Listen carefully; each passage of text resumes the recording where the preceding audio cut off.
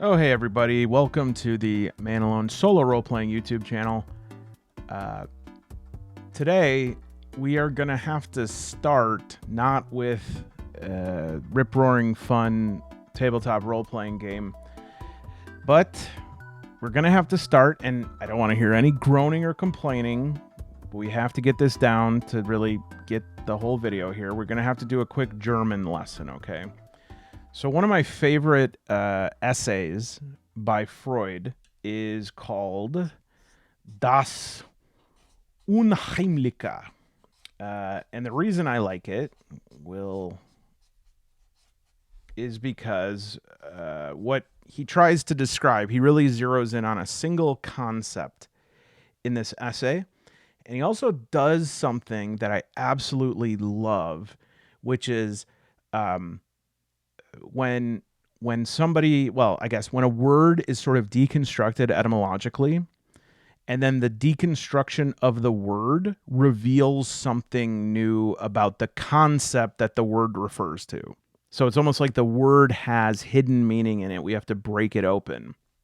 So Heimliche, and I know I'm not saying that great, but Heimliche is, it has this meaning of like familiar, belonging to the home, intimate, comfortable, private. It also is the name of the doctor, I believe, who invented the Heimlich maneuver, who did not use it on anybody until he was in his, I think, 80s or something. Anyways, I've always found that as sort of coincidental because Heimliche meaning like intimate, belonging to the home, familiar, yes, but Heimliche also has this other older secondary usage, which means like secretive, concealed, hidden from view. And I always think that that's kind of like the Heimlich gets the food out of your windpipe that's sort of concealed. Anyways, so this is what is interesting, and this is what Freud is examining here, is that you have this word, Heimliche, which means comfortable, familiar, intimate, but it also has this older meaning of concealed, secretive, hidden from view. And so then saying unheimliche in the current meaning would mean non-familiar, non-intimate, non-private. But if you use the older version of it, it means like not concealed. And so if you go through each of these like transactions of the word, what it ends up sort of indicating is like a double reverse negative. That means something that was hidden but has now emerged into view. Okay, so it's like linguistically you'd expect unheimlich to simply mean not Heimlich, not familiar, not homely, but because Heimlich itself contains that buried meaning of secret and hidden, when you negate it, something weird happens. You're negating familiarity, so you get strange, unfamiliar, but you're also negating hiddenness, which paradoxically means revealed or exposed.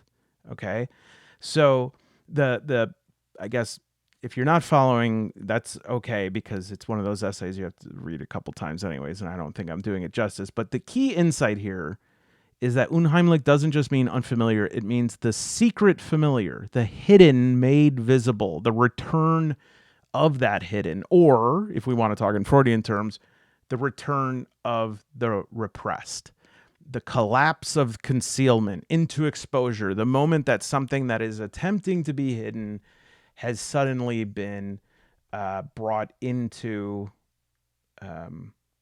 light. And so you have to remember that un is like negation. So it's this, I think you get it. Okay.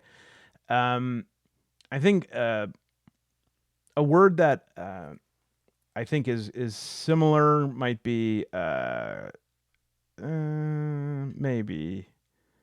Oh, no, I'm thinking of inflammable and flammable both. Oh, cleave. So cleave means to split apart, but also to cling together. Gosh, what is it called? Contronym? Contronym? I have to look this up. 1 second. It's killing me. I don't know. It's not necessarily a contronym because it has the prefix on it. So like sanction would be another one. It's both allowing someone to do something and also... All right. Come on, man alone. get it together.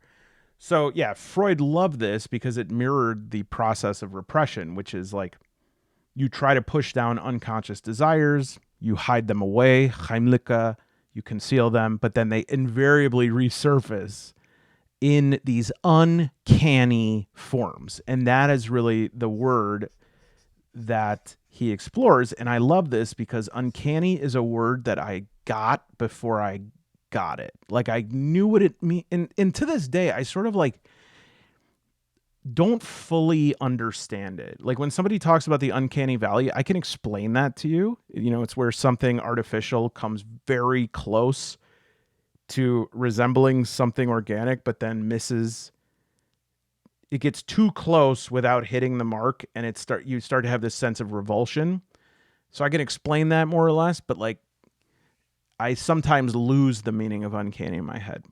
But so Freud is like, this is this psychological paradox. What we think is familiar and normal contains this hidden strangeness, and when that strangeness leaks out, it is both familiar and alien. Great. I got to the point I wanted to make here. Familiar and alien. So that's why he listed certain things as being uncanny, and they're both the subject of curiosity as well as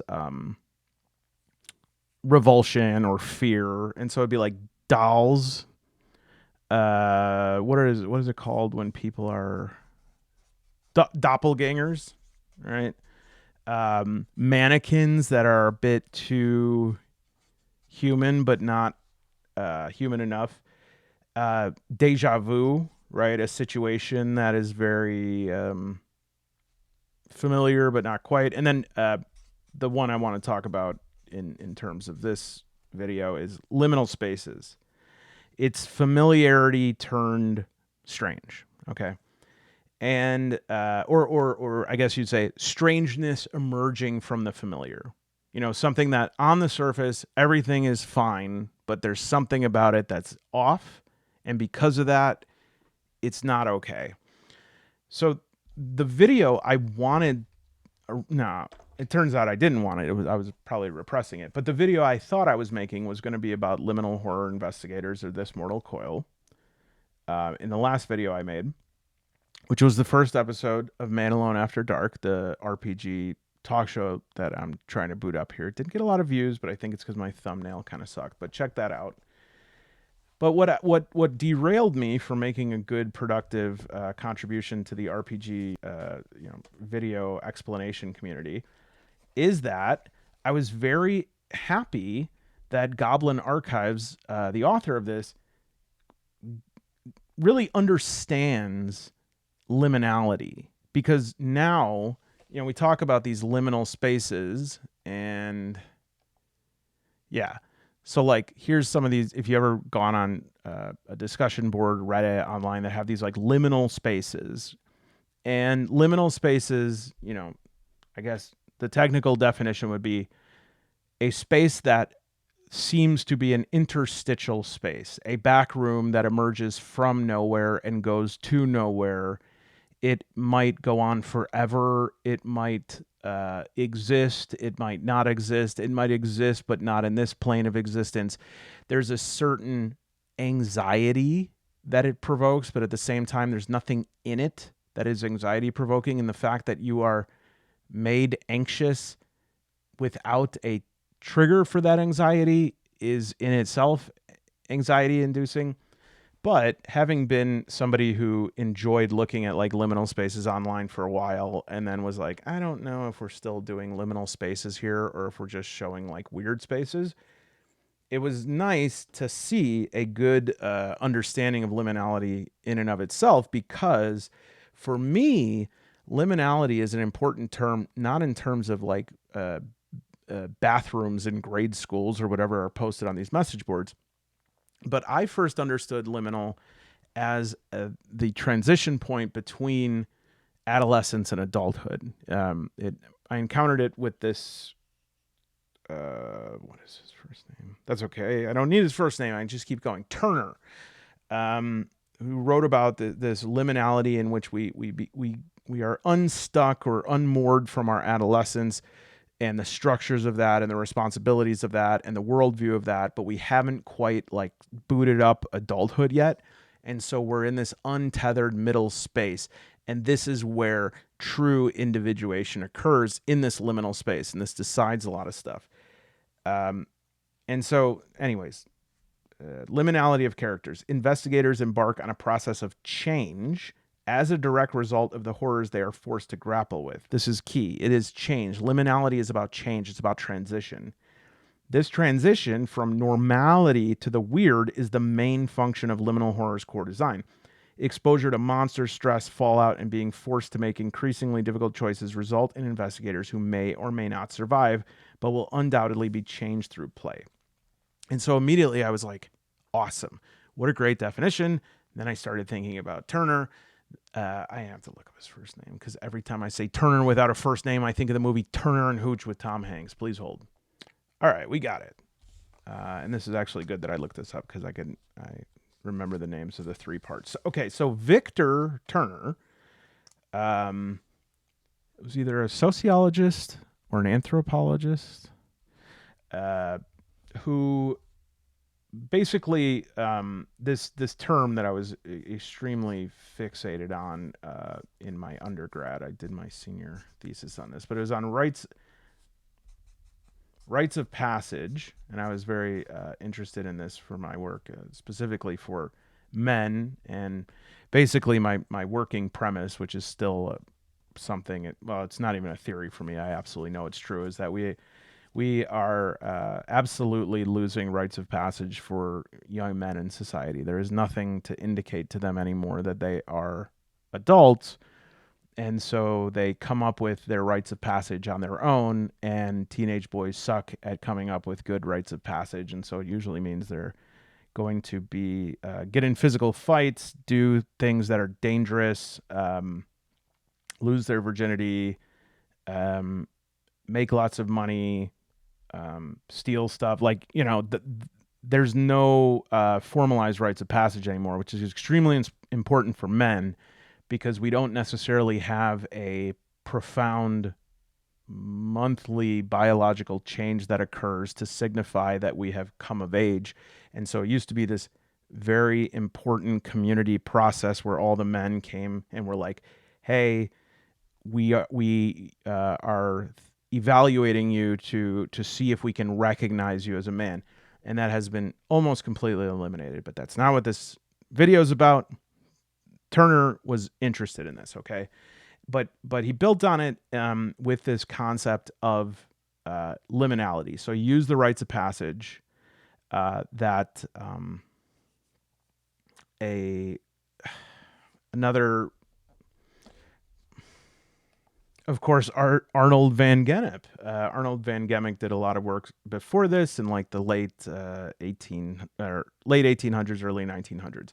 And so Van Gennep has these three parts of it: separation, liminality, and then incorporation, or I think aggregation it can also be called. So separation is the individual detaches from their previous social role, no longer an adolescent, no longer a child.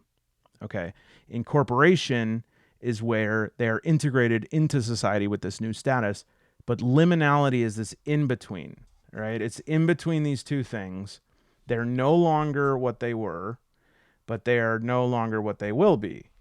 Best way to remember this, I think was it Britney Spears or Christina Aguilera? I'm not a girl, not yet a woman. I don't want to get demonetized. My pitch is absolutely perfect, so I don't even want to chance it.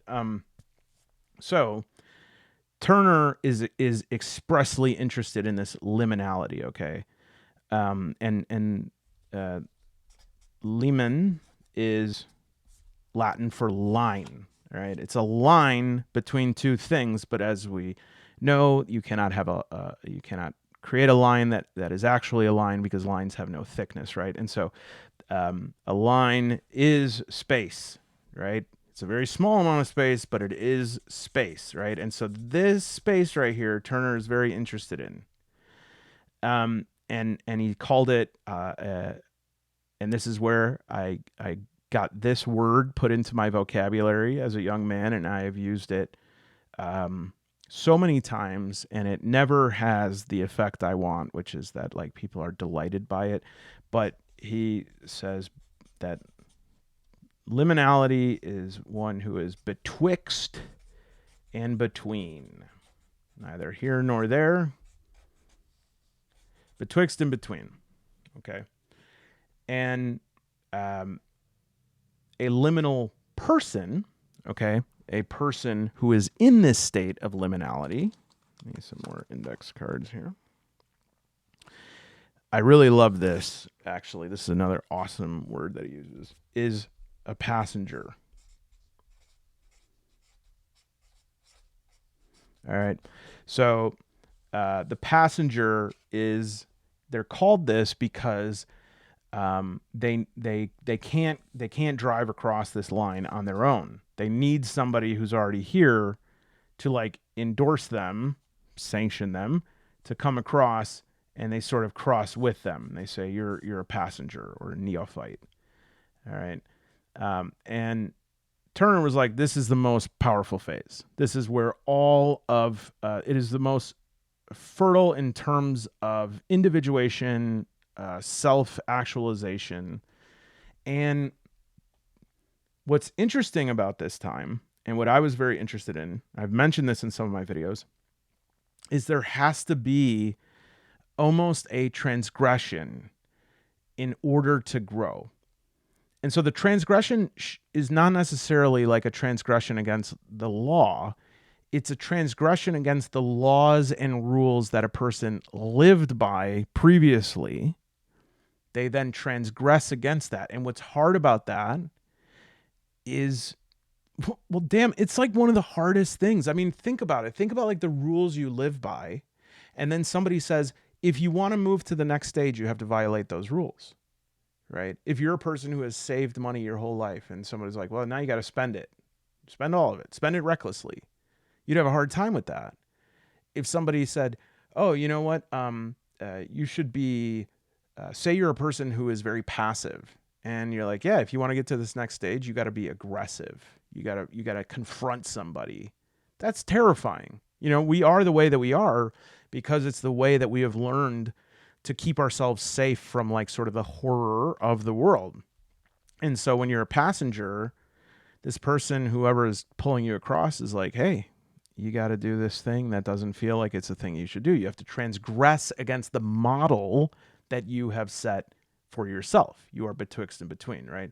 And in this way, you're suspending your norms, sometimes even inverting them. And in fact, and I don't want to be too specific. I think I know more details about this, but I don't. It was a long time ago that I wrote on this, so I don't want to speak out of turn. But there are some, for lack of a better term, tribal societies who would actually have a representation of somebody being outside of the structure during that liminal time. Maybe they would leave the village. Maybe they would have to wear different clothing to mark themselves out. Sometimes they'd have a mask. They'd put a mask on them to be like, hey, this person is depersonalized. They are not a person because this person, this person is not a person. This individual is bringing with them what they think is the right way to be, but in order to be part of this community, you got to shed that. That's how we let you get away with that shit when you were a child. But now, if you want to come across this line, you got to get rid of that. And to sort of emphasize that, there would be this disindividuation, this depersonalization process, right? But for Turner, that liminality, that between time, this is one of the most profound and potentially the last true moment that a person can fully transform in a big way. Otherwise, it takes a lot. And this is my own personal like theory. I think I've probably mixed a lot of other people's theories, so I don't want to take full credit for it as if I've like come up with relativity here. But I think that if you are past the point of this liminality, there are only two things that can cause you to change.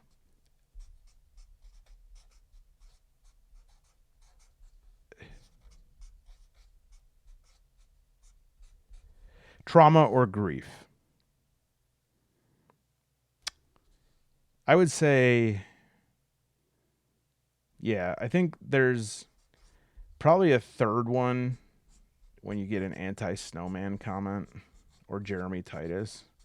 But yeah, other than that, it's going to be trauma and grief, in my opinion, are two of the ways that you see profound change. I mean, this is why in addiction you have to hit rock bottom, because you have to feel that trauma, because otherwise we are so addicted to the way that we keep ourselves safe and comfortable that you cannot convince anybody to go out of that unless there's some sort of external trauma or a loss.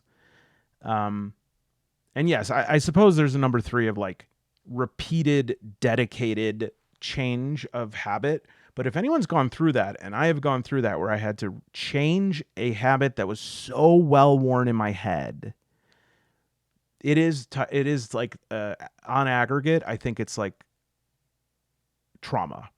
It is a trauma because you are like micro traumaing yourself. It's death by 1,000 paper cuts, so to speak, or it's grief. And honestly, I think a lot of those changes cause from a grief, not of death, but of like a loss of a vision of my life or whatever that I was going to create. Don't worry, we will talk about role playing, believe it or not. All right.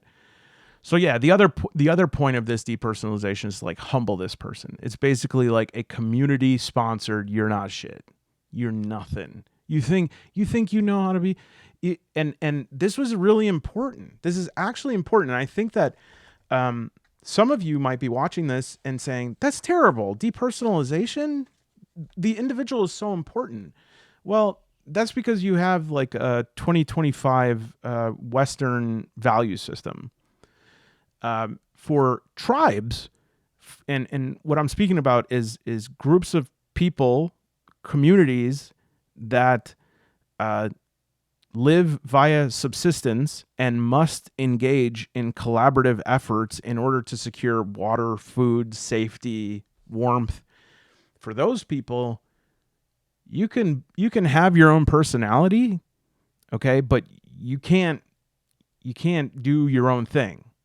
Either you're part of this or you need to leave, because we can't have dead weight here. And the consequence of this, or the benefit, I suppose is a consequence too, is when you stop being the passenger, when you fully make it to the other side of that line, there's no question about whether or not you are an adult. Okay. I know I get some comments a lot, often, I should say, about feeling like an adult. And it's very interesting. I was like, why is it that, because they're very disconnected comments, but they're like, I don't feel like an adult. I don't feel like a person who has fully grown up. I don't feel like, I still feel like I'm, a child being blown around.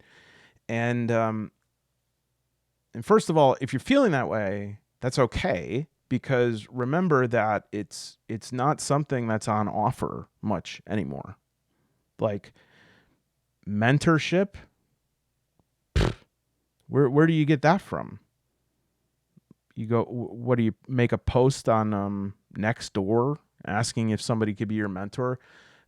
Physical trials, community acknowledgement. Maybe in some religious traditions you'll still get that. Maybe in some, but in Western Europe, for the most part of the U.S., Canada, that stuff's not happening really very often. And so, don't be mad at yourself about it. Nobody knows, right? And I didn't get these things until I was 30.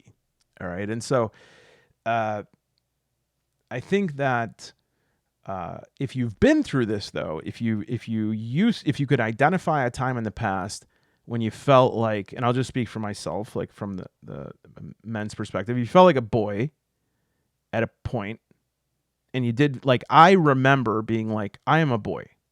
I am 27, but I still feel like a boy.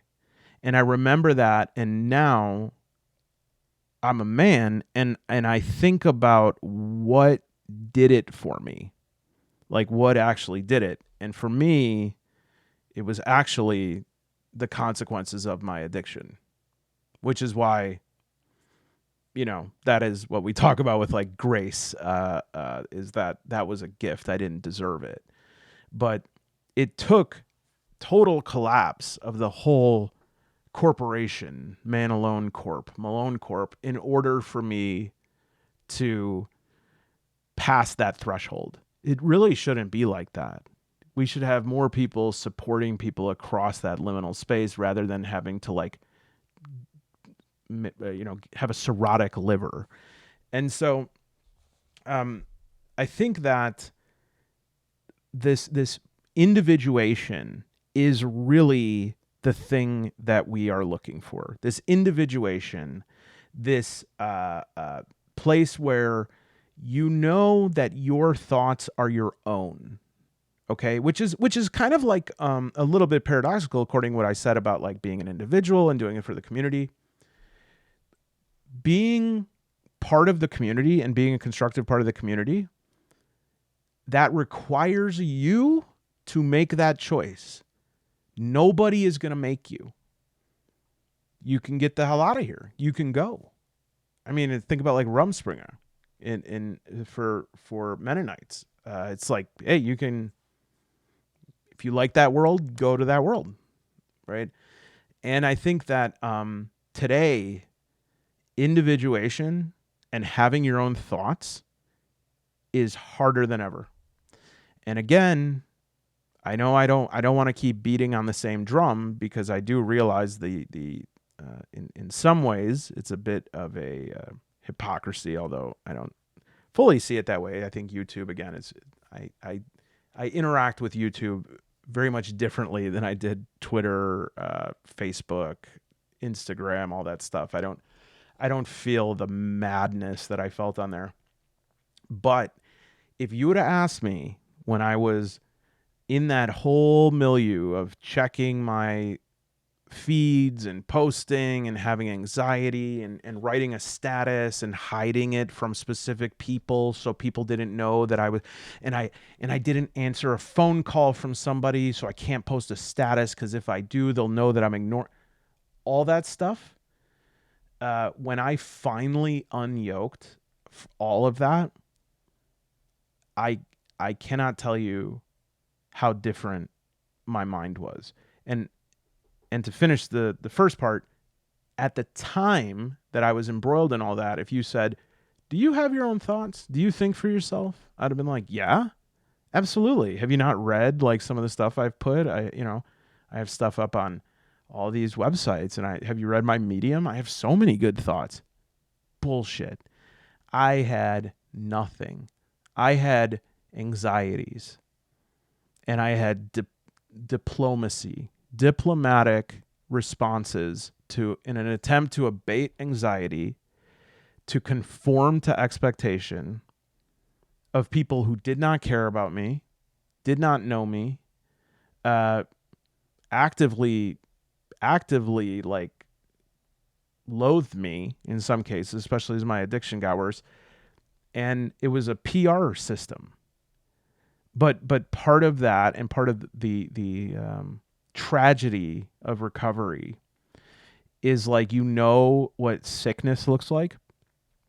And sometimes you could reach out to a person who you see as very sick. I'm sure that those of you who have kids, this probably can hit close to home, is like, that the kid is making a bad decision, or the teenager, and you're like, dude, this is going to be so bad. And they're like, no, I know what I'm doing. I know. And this is what's best. And this is what I want.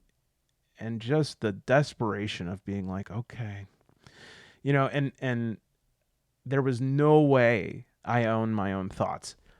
And then I went through this withdrawal period, because it was literally withdrawal. I remember I would pick up my phone and Facebook, which I understand like nobody is on that really anymore, but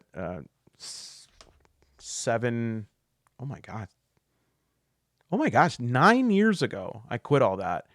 I remember that Facebook had this extremely insidious thing where you could cancel your account. It took 2 weeks for it to go away. And if you logged in again, it restarted the clock. And so I would like by habit just like go to that website immediately, and then it would restart my clock, and I'd be like, well, forget it. I guess I can't, I guess I'll do it some other time. Anyways, when I finally extracted myself from that, I had nothing but my thoughts. And I felt, after I got through that addiction period, I felt this incredible freedom, because for the first time since I was like 15, right before high school, I think, I was like, I can think whatever I want and I can hold whatever opinions I want and nobody cares. And also, nobody cares. So I can think whatever I want. And I started like trying on other opinions. And it wasn't a process of like developing a worldview. It was a process of clearing off all of the muck that had accumulated over it and being like, yes, that's who I am. That's right. That's who I am.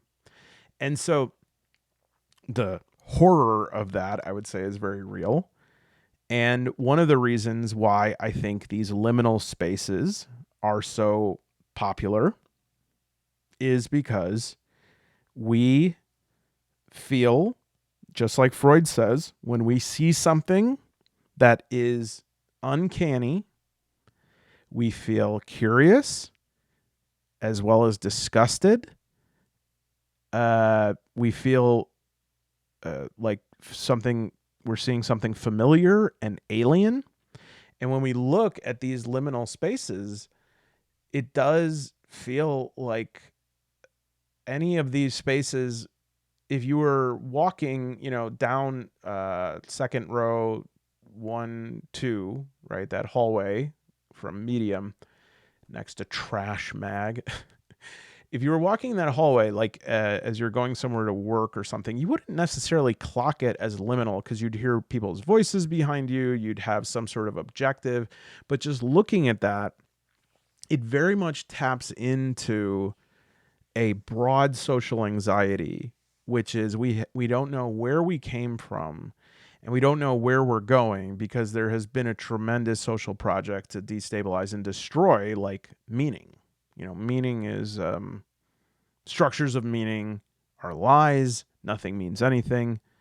And so we basically just like blasted everything. And now we're like, what? So what, why do we do anything? It's like, we're free. But it's like, yeah, but there's nothing here.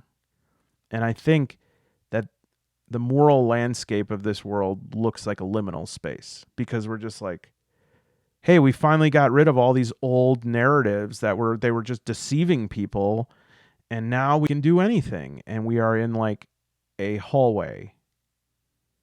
And you know what? Sooner or later, what's going to happen? Somebody's going to be like, well, I mean, if we're stuck in this hallway, why not put up like this picture frame? If we're stuck in this hallway here, you know what? We should like meet once a week and talk about something. Or, hey, this hallway, it feels like just like it goes on forever. What would be nice to think about is that there's somewhere outside of this hallway where we can sort of, hopefully we go when we're done being here, right? And all of these things which have been massively identified, just a mass campaign since middle of the 1800s to sort of be like, all this is stupid, this is for ignorant people, and now it's like, okay, well, you've gotten rid of all that, have at it. Like, what is it? And it is a confrontation of that horror, because I think that at the most basic level of a person's cognition, when they see that and when they think about what kind of situation we're in, and yes, I know you could disagree, you can come up with great arguments, you could yell, you can scream, you can cite sources, but there is horror at the thought of being completely untethered to anything. You're just floating in space. And so any sort of clarity, any sort of scientific method, any sort of epistemic knowledge about the world, what does it mean? You're just floating. Okay, good for you. You know that stuff, right?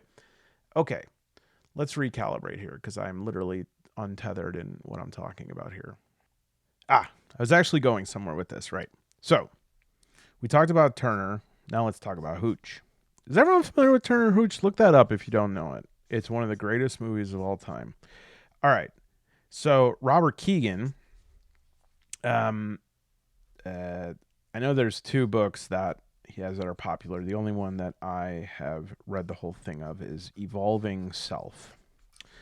He then has another one that I can't remember the name of, but I've read synopses of that. And basically, I'm pretty sure that Keegan was the first one to come up with this idea of self-authorship that some people have sort of claimed now.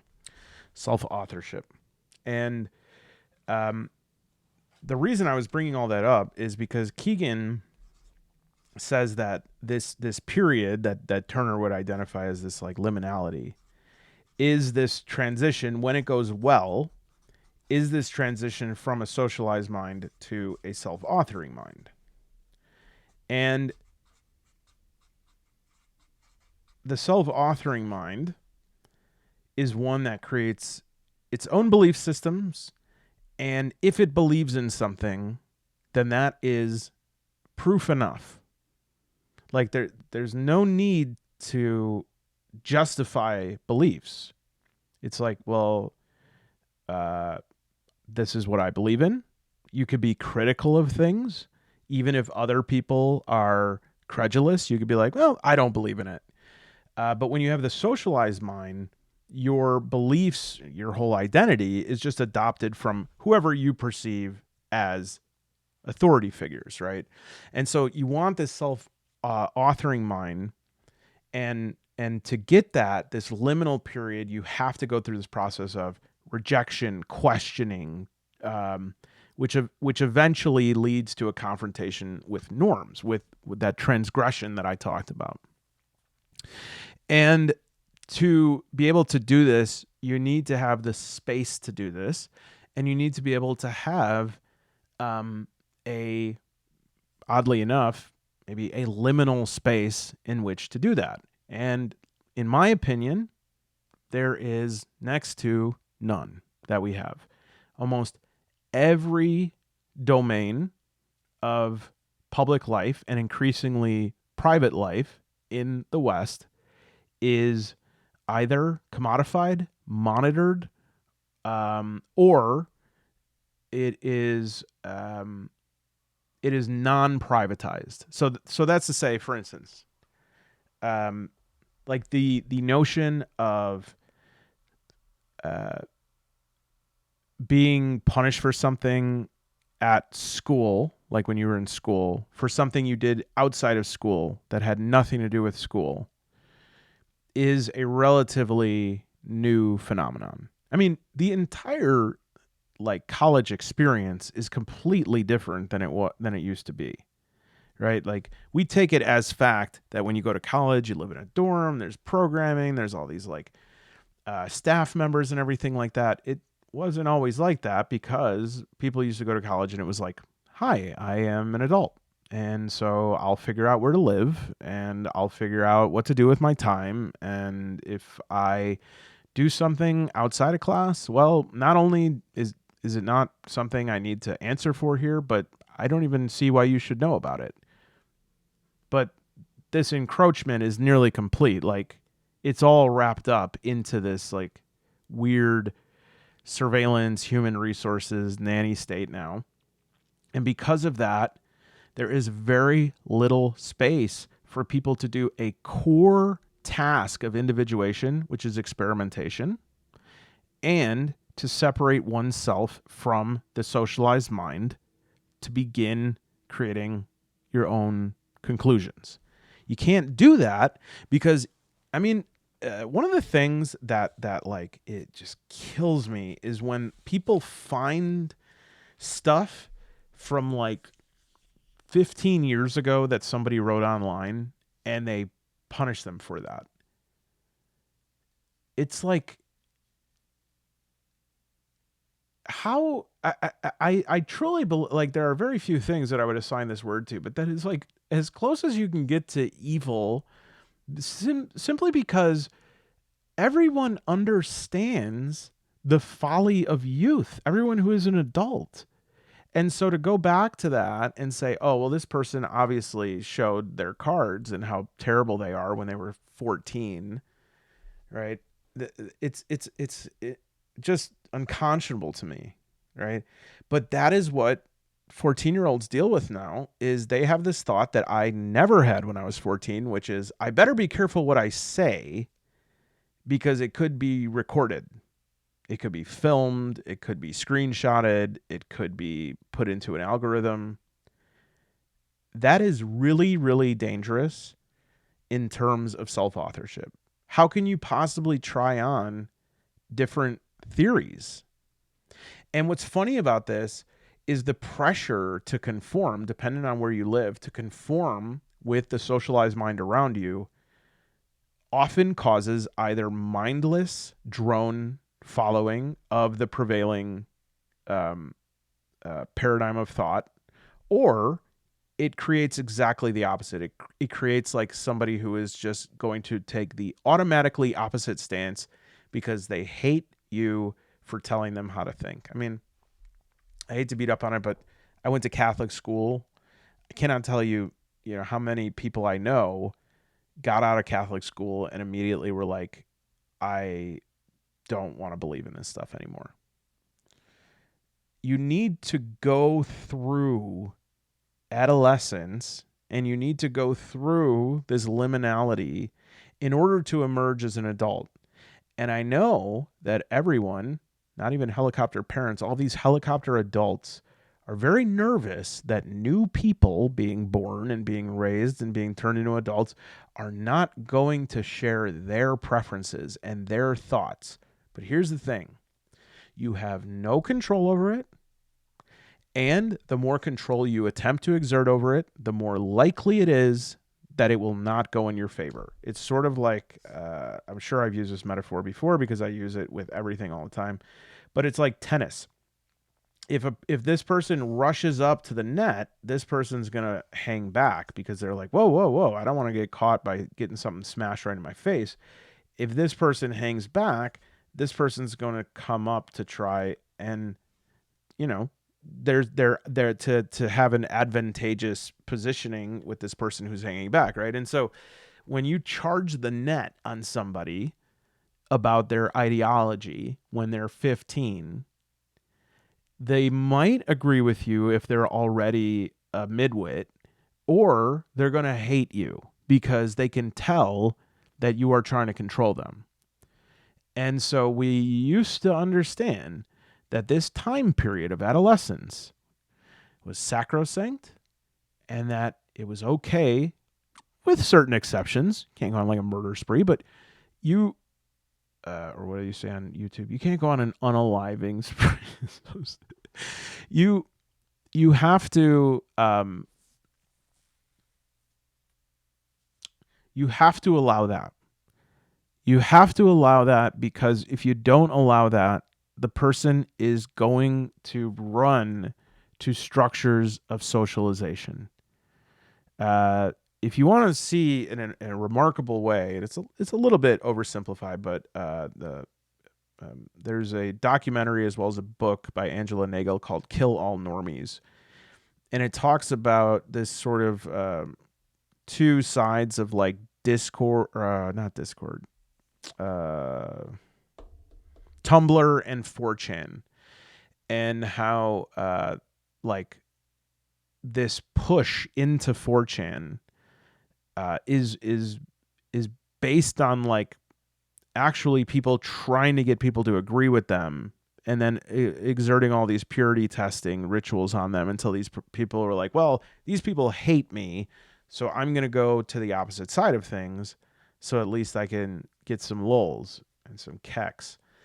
And so it's fascinating. If anyone's seen that, I'd love to hear your opinion on it. Like I said, Angela Nagel is like brilliant, but the documentary was like a Vice documentary, so I know that it was edited in such a way. Anyways, okay. So, where does this all come to solo role playing? Glad you asked, those 6 of you who are still here 45 minutes in. All right. So, in terms of this self-ownership, this liminality, this transgression of norms, it's not just to transgress for the sake of rebellion. It is a loosening of inherited roles. This is why it is important in adolescence and why it's inevitable that kids are going to rebel in some way. And you hope they're safe, at least, and not going to extremes to do things that are going to cause them consequences that last forever. But basically, you have to loosen up these inherited roles. You have to assert dominance over them.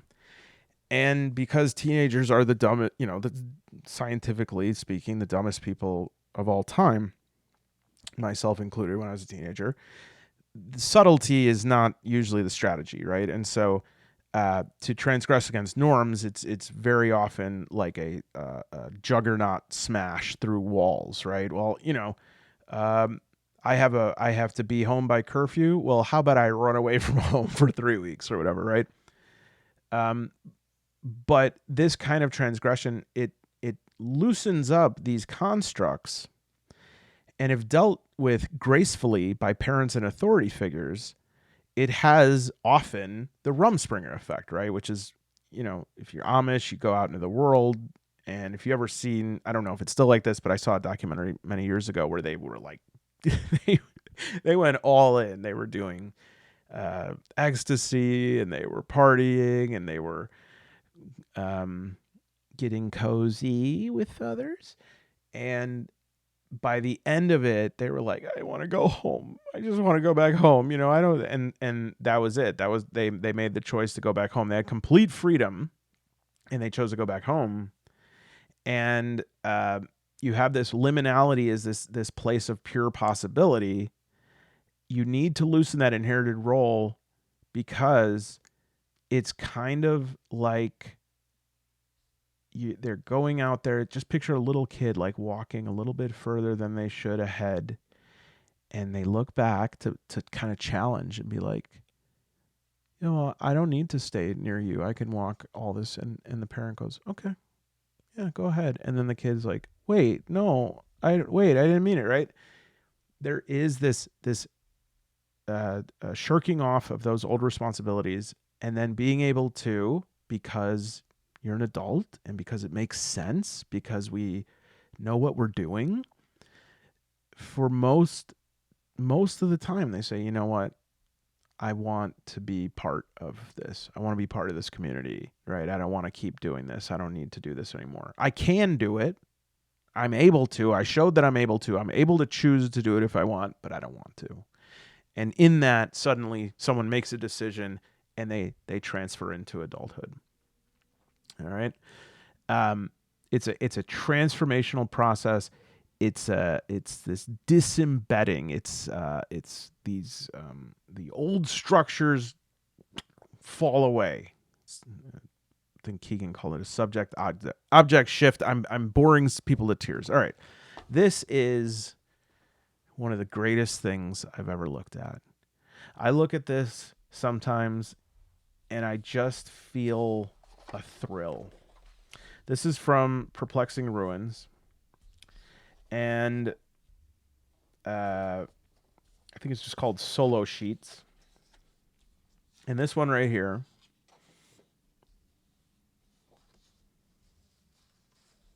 is like you could put notes and stuff on it, and it's more condensed. And it has a place over here. I like both of them. But it has hexes, and I mean, it's just like give yourself a few oracle cards with it. Let me zoom and zoom and a zoom. All right.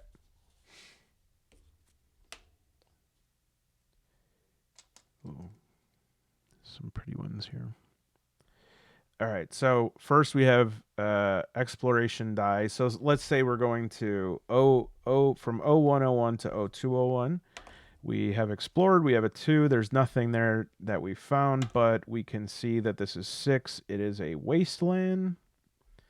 And in fact, we would roll on whether it's because I don't have any terrain there. You would first see if it's new terrain or not. So we're in a wasteland here, and now to go to the next one, 0302, we roll a 5. That means it's new terrain. So now we roll the terrain. Wait, first we have to roll the water, see if there's any water there. 6. There's a lake. All right. What's the weather? 1. It is overcast. Okay. And if we're exploring and say we can get a 3 as a spore, 4 or 5 is the discovery, 6 is danger. So say we do a discovery, we have 2, and that would be if there's different types of discoveries like unnatural, natural, or a ruin, but here it's a glowing. Something is glowing, right? And then you roll up details, a theme, occupant activity. Essentially, it's everything. It's everything you need.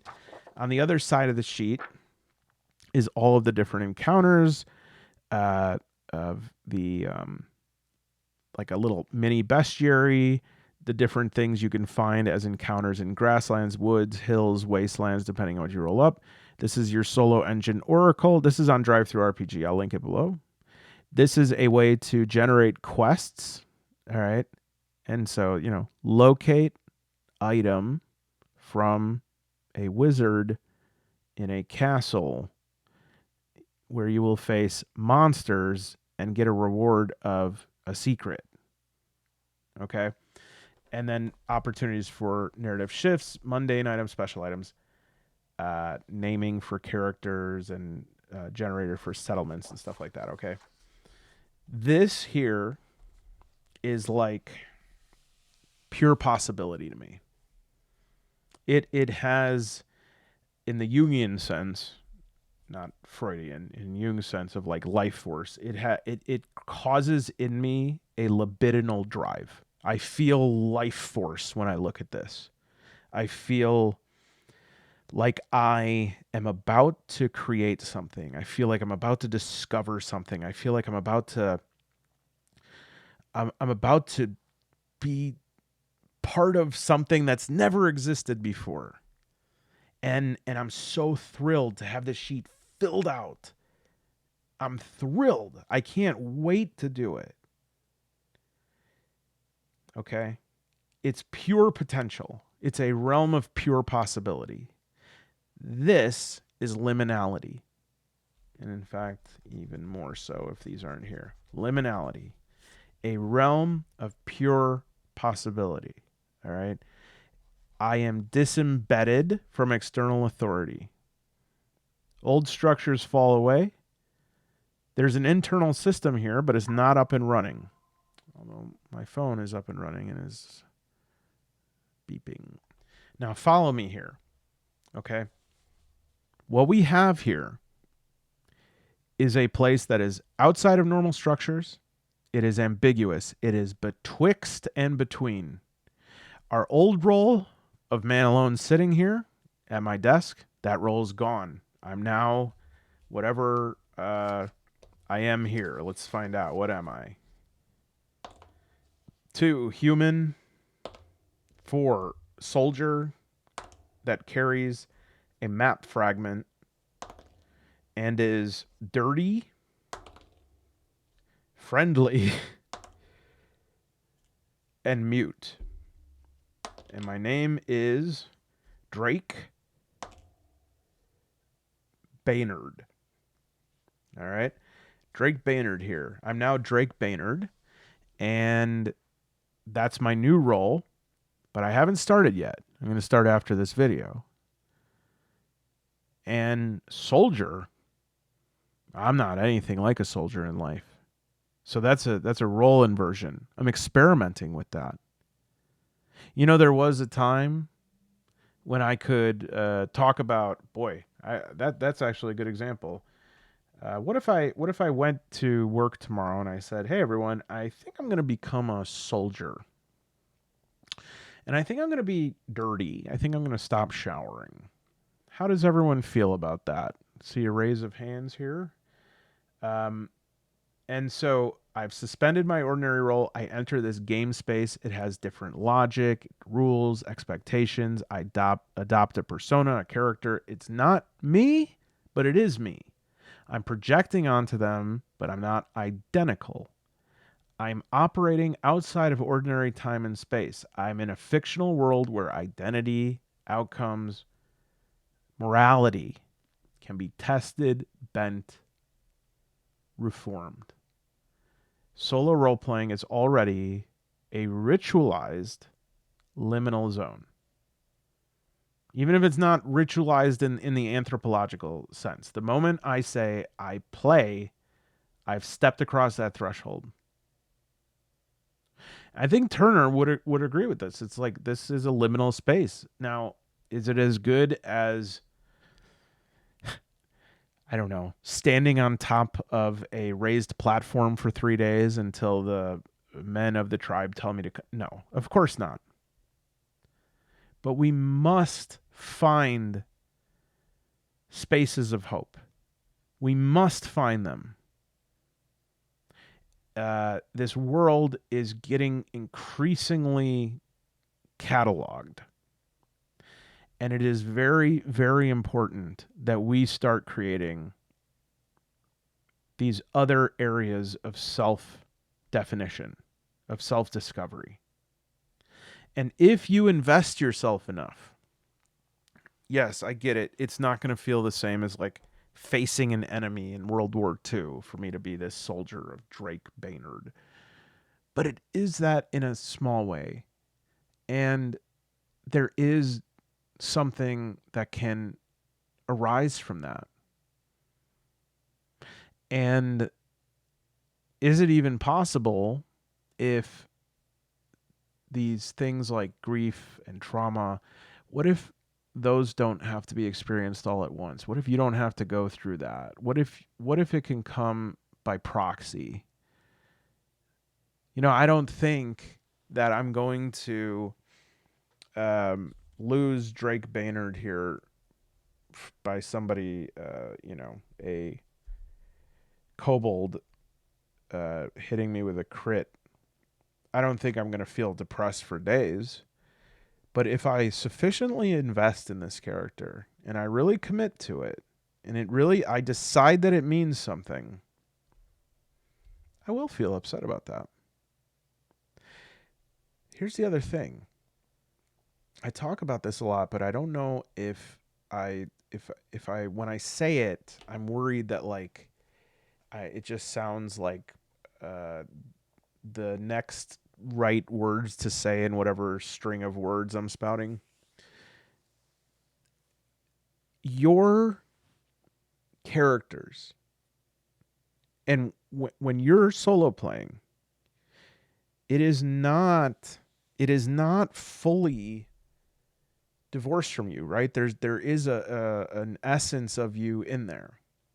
There are lots and lots of lessons to be learned. You know, I put up a post on YouTube some time ago that got a variety of responses about how I had trouble in playing CRPG video games to make my character do cruel things. Now, I can do it if I just go like a gonzo playthrough and I choose the most absurd thing every time. Like, I was doing that on Warhammer Rogue Trader. Every single choice, I just picked the most evil choice, right? And that was ridiculous. It was a joke. But when I played that close to immersion, I was like, man, I know that my character has a responsibility. And I know that that character cannot sacrifice that responsibility for the sake of this one person. And I think that this person whose dreams are tied to this, I have to turn them down. I actually have a problem with that. Or I should say, it used to be much worse. I have this is some of the work I've done about like disappointing people and having to say like, yeah, unfortunately, you're right. It is. I have like let you down, or that conceptualization you have of me is not true. But as I was playing that, I was like, what a gift this is to actually be able to feel this about something that is fictional. I know it's fictional, but I've invested in it enough and I think it's real enough such that I am able to feel a little bit of it, a little dollop of that. That tells me so much about myself if I'm paying attention and if I'm taking it seriously. So this is, it's not perfect, but there is exploration to do here of yourself. There is insight to be had. There is self-authorship to do. And when we start recognizing these things that we have trouble with, and then we start recognizing the consequences that it has for us, for our characters, we can start having some serious conversations with ourselves, some meaningful conversations with ourselves about, yeah, you know what? This is something I do and it doesn't serve me. You narrate a self, not a character, a self. And through narrating it, you discover or author yourself. The character allows an externalization of conflicts, ideals, values, but it's just like that liminal space. There's this projection happening there, this projection of this anxiety about the directionlessness of the world right now, about this failure of like instilling a sense of hope about what comes ahead in the hallway. There is this true, honest human anxiety there, but alchemized through the stupidity of the internet, it comes off as something that is flippant and trite and because the worst thing you can be on the internet is serious or earnest. And that earnestness that is people are running from, a lot of times held within that earnestness is like the exact things that are making you miserable. But it's so much easier to run from that. In conclusion, the proxy self is a vehicle for authentic self-construction. Is it perfect? Yes. No, it's not perfect. But I guess my question is, where's the parking lot that we're all going to go to where we can sort of like experiment in this world? Because honestly, if you go to a parking lot and start shouting that you're a dirty, friendly soldier named Drake Baynard, you're probably going to show up on like TikTok at least, So just be careful. Be careful where you shout. That, my friends, is my lesson to. Hey, I updated this. Some of the names showed up really weird, but I this is updated to the day. Today. And I'm running out of space here. I can't keep adding more names. So thank you, everybody. Sorry.